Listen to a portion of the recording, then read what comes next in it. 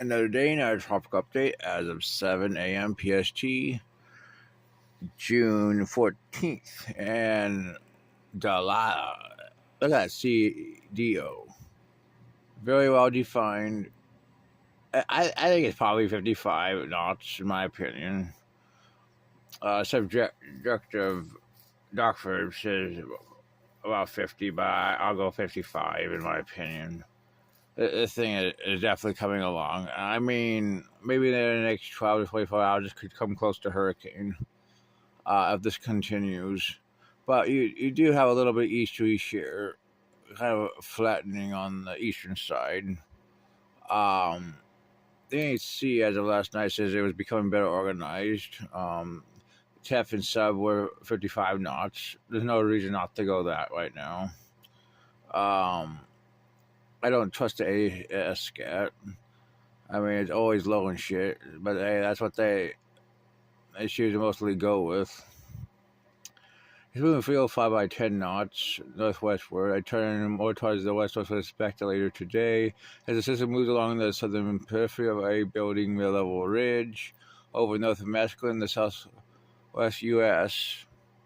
A gradual turn toward the west expected tonight and Sunday as July moves over cooler water and becomes increasingly stirred by lower level trade winds. Yeah. So I only have like about 12 more hours to really strengthen. This is near its peak. There is a limited window for July to strengthen as it will remain over warm water and light to moderate effective easterly shear today. The focus calls for some strengthening today. And the peak intensity was not slightly higher to better align with the latest intensity model trends. Beginning tonight, the system will cross the 26 sea ice front and over progressively cool water, and this is expected to begin the weekend phase with July of particular.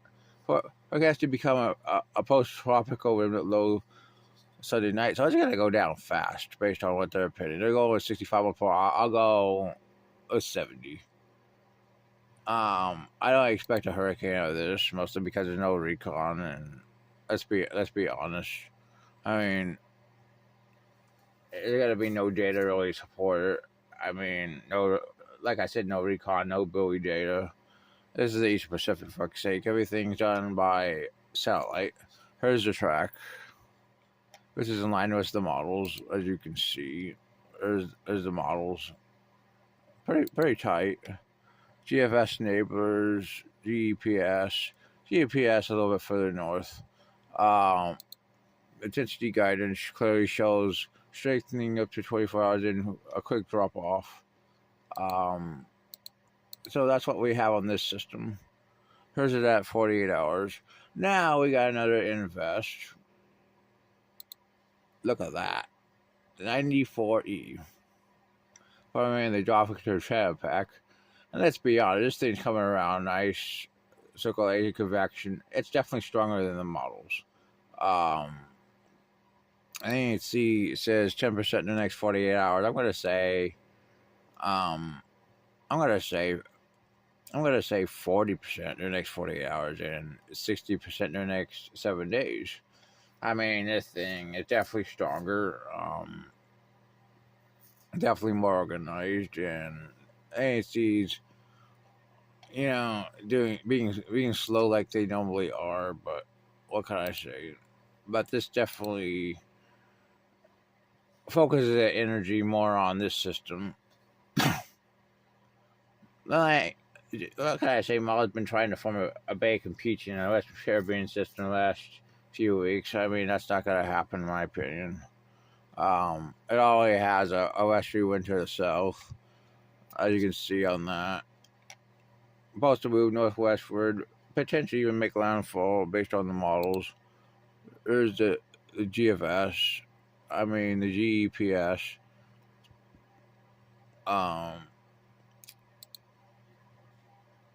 Intensity model ships makes it about 50 knots in the next 96 hours. Other models are weaker. Well, quite a bit of them show a developing. I disagree with the GFS. I think this thing has a decent chance of developing. ECMWF does kind of show a little pressure down here. A lot are just not doing a very good job. ECMWF does show low. The CMC shows the low at 78. Yeah, 1,002 at the 96. 120. Then I try to transfer this into the bacon peachy. We're gonna have to watch because if it makes landfall, it could transfer energy. We have seen it happen before, and it does develop a low pressure in the bacon peachy at 144. But literally no other model shows this right now. GFS does have ECMWF does have a little bit of a flexion, though it is possible that energy does cross over, but it will be from probably a named tropical storm.